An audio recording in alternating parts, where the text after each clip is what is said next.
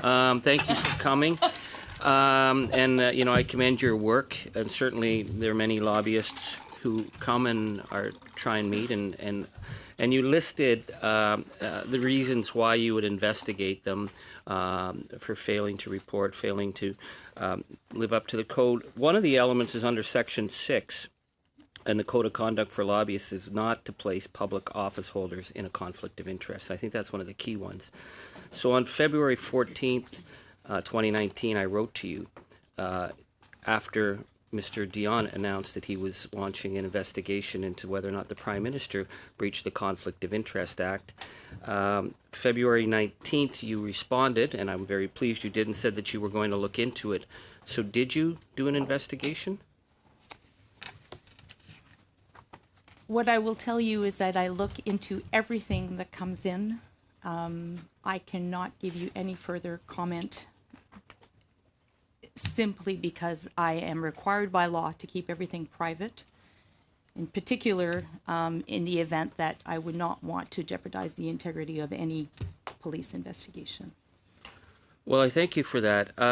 I guess my concern is, and we've had this only a few times, where a serious matter is brought before lobbying or the conflict of interest, and there's a finding, and your predecessor, Ms. Shepherd, used to find lobbyists having contravened the act, but sometimes then the public office holder wasn't. So I find that on August 2019, Commissioner Dion found that the Prime Minister had broken Section 9 of the Act, which I think is very specific because it was to improperly further the financial interests of another party, that being Snc Lavalin, and that he said that the authority of the Prime Minister and his office was used to circumvent, undermine, and ultimately attempt to discredit the decision of the Director of Public Prosecutions, as well as the authority of Ms. Wilson-Raybould. So I know you can't say whether or not you carried out an investigation or not, but it seems we're in a very odd situation that the person who put the Prime Minister in this position,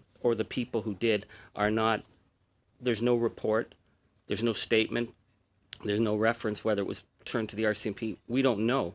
So if you found it sufficiently serious and you forwarded it to the RCMP, would you not at least make that statement known, or that you had initiated an investigation? Like, was there an investigation, and what were they found in compliance or not? I cannot confirm anything in relation to investigations that I conduct, and it's really because that I need to ensure the integrity of all investigations, including that of the RCMP. And I can tell you that if I'm doing an investigation under the code and under the Act, and that I have to forward all the information that I've obtained under the Act to the RCMP, I must also suspend the one under the code, because I can't be talking to all the same witnesses at the same time as the RCMP.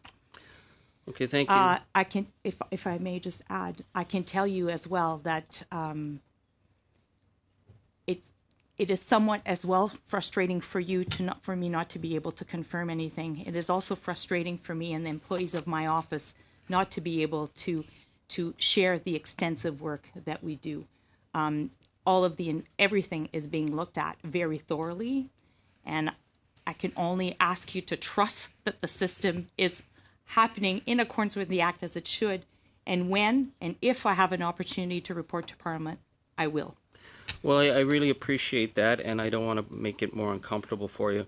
I guess my concern is having a sense of whether an investigation has begun. Mr. Dion, there's some outstanding investigations he hasn't reported back on. I would assume because we knew he began one. Some of those cases, they may have been moved on to the RCMP, so it's not for me to ever ask him. But if we don't know if an investigation has begun, we don't know if an investigation has been concluded. So would that be something that we would need to look at changing in your role, so that we can have some clarity and your office has some clarity, because it's about public confidence at the end of the day? I think that if the Act were changed to be able for me to confirm whether or not I've started an investigation and whether I've completed, but I don't complete those investigations that I send to the RCMP. I suspend them. Right. And then I wait for them to do something, whether it send it back to me or whether they have a charge. And only when that is done, if they send it back to me, then I could report to Parliament, or if they charge, For example, the Carson file. Right, yeah.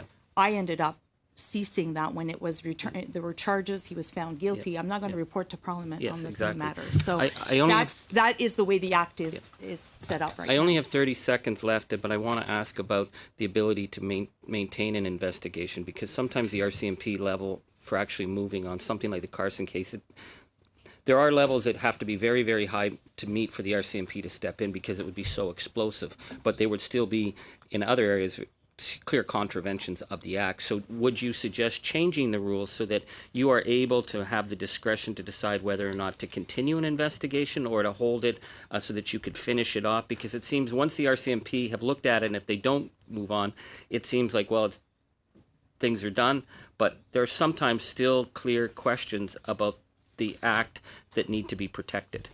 If the RCMP sends the file back to me, I will likely still report to Parliament on many of the files that I have dealt with in the last year. Even if they decide not to proceed with accusations, what I would do is simply report to Parliament what I had done and what I had found. That's what I would do. But it hasn't come back to me yet. Thank you for that.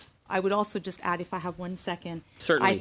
I think having a spectrum of sanctions would help as well, because Yes. right now everything is an offense under the Act to be sent to the RCMP, when in fact you're correct, not all files are created equal, and there might be ones that we could simply do a public report with AMP's prohibition on lobbying and not necessarily an offense under the criminal code. Thank you. Thank you.